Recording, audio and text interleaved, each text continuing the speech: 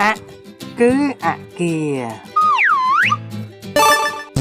អាគារនេះធំខ្លាំងណាស់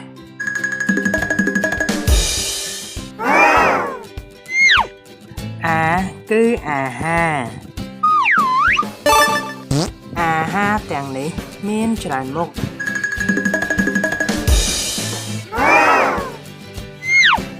អិគឺឥដ្ឋទីនេះមានឥដ្ឋ3ដុំ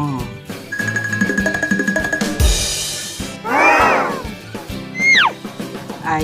គឺអីសាននេះជារូបទិសអីសាន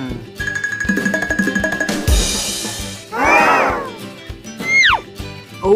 គឺខែឧសភាខែឧសភាតាំងដោយកូរឈ្មោល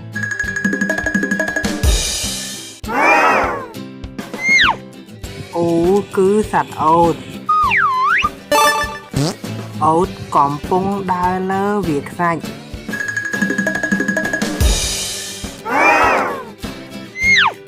ឪ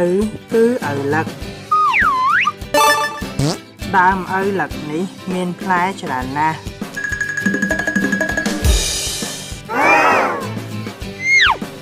រឹកគឺឫស្សី